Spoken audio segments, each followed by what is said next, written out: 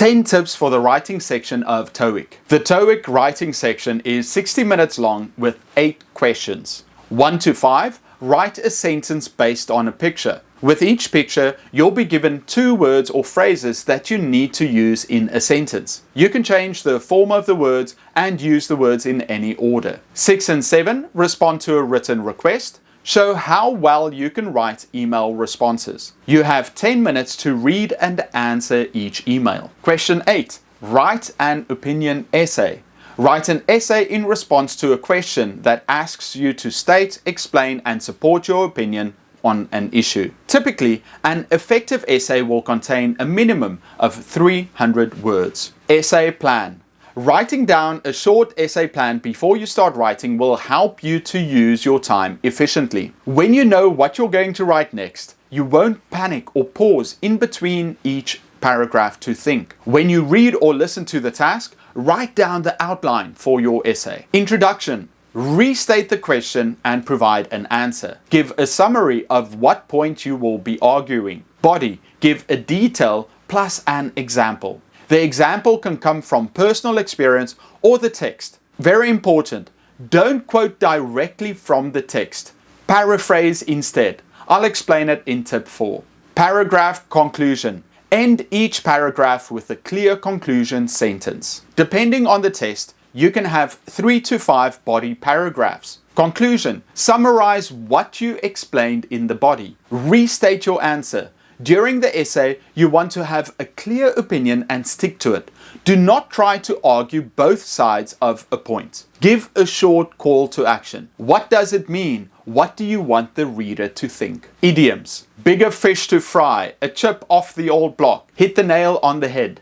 These are all examples of English idioms. One of the most difficult things for English learners is learning all the different idioms found in the English language. There are many common and not so common idioms. If you don't understand the context and nuance of using them, your writing, speaking and understanding will suffer. I wrote a book with 1,000 idioms that every English learner should know. It gives an explanation of the idiom as well as an example of how to use it. You can find it in the description below. Take notes. Whether you get a reading passage or listening piece for the task, your job is to stay focused and take notes. Write down the author's position and main points. You don't need to take extensive notes on the passage, just the key points and information that you can use for your essay. Overthinking the hook. Some students tend to overthink the opening line of the essay. This problem is really common.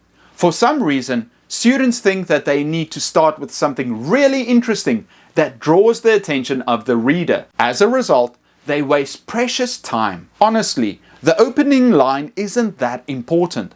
Spend no more than a minute on your hook. Just starting will give you momentum instead of stressing about what you will write. Write something quick and grammatically correct. If the essay is about classes at university, try something like, it is critically important that students enjoy all their classes. That's about all you need. Don't obsess over the hook. You don't need to hook anyone. Don't quote. For the integrated writing task, you are expected to explain the positions of the author and the professor in your own words. It is very important, therefore, to paraphrase everything. This is especially true of the reading passage. Remember, while you are writing your essay, the reading section will be right in front of you.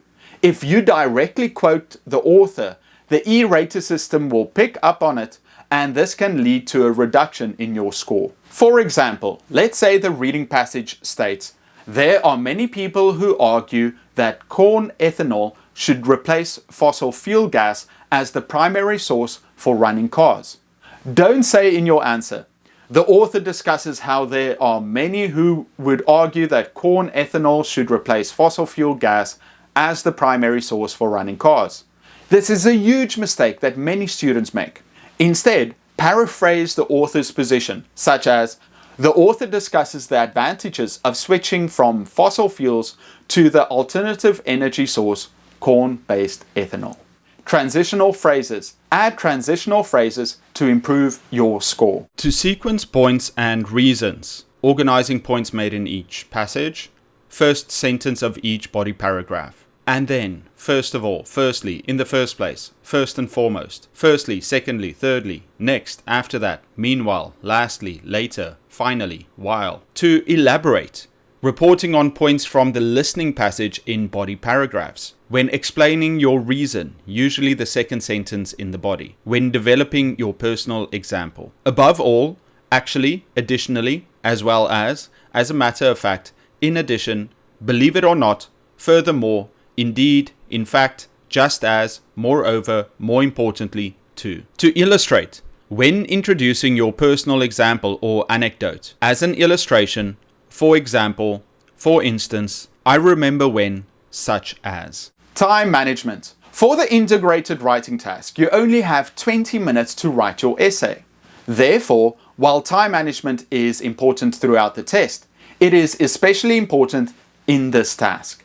You should spend approximately 2 minutes taking notes and outlining your answer, 3 minutes writing your introduction paragraph, 11 minutes writing the body paragraphs, 2 minutes for the conclusion, and the last 3 minutes for editing. Make an outline. Making an outline is a good idea for any writing task, but especially important for independent writing. Unlike the integrated essay, this answer must come completely from you. With only 30 minutes to write your answer, it is important to come up with a plan first. Here are the kinds of questions you can expect. Do you agree or disagree with the statement? What is your opinion on the topic? Which one would you choose, A, B, or C? What are the advantages and disadvantages? Next, write down 2 strong arguments or reasons that you can make to support your position. Don't try to write more than 2, since you only have 30 minutes to write a strong and detailed essay. Finally, in your outline, write down a personal example that you can use in your answer to illustrate each one of your reasons. Main point, reason 1, personal example 1. Reason 2, personal example 2. Have a clear opinion. Is it better to study in a group or to study on your own? Of course, sometimes you would prefer to work alone, and at other times it would be best to team up with a group. However, don't do that on test day. Do not write 1 paragraph in favor and 1 paragraph against. Leave your personal feelings aside and take 1 clear and specific stand. Think of your independent essay as a persuasive essay. Your job is to convince the reader to agree with your opinion. It's much easier to do that when you argue from a single perspective. Therefore, choose the side that you agree with the most, or have the best personal example that will highlight this position, and stick to your side. Conclusion sentences. Be sure to always include a conclusion sentence at the end of each body paragraph that will connect back to your main point. In other words, the last sentence of each body paragraph should always connect to the main argument, thus addressing the question directly. While commonly forgotten by students, this will help keep you focused on the main idea of your essay. It is easy to get sidetracked while writing, especially about a personal experience. So here is the general makeup of your body paragraph. 1 sentence providing the reason for your opinion, 1 to 3 sentences further explaining your reason, 3 to 5 sentences explaining your personal example that supports your reason, 1 concluding sentence that connects your personal example back to your stance on the topic. Don't forget this. Time to edit. One of the best writing tips I could possibly share here is to leave yourself time to edit. Plan on finishing your essay with at least a few minutes left to edit your essay. It's annoying, I know, especially since at this point you have been busy writing for so long. You will be ready to go home and relax. But remember, there is no spell check on the exam. That's right, you will be responsible for finding spelling and grammar mistakes yourself.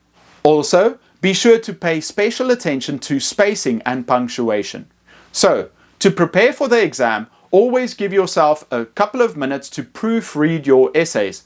And starting now, write your practice answers with spell check turned off. Mastering the writing section of English language tests requires consistent effort and practice.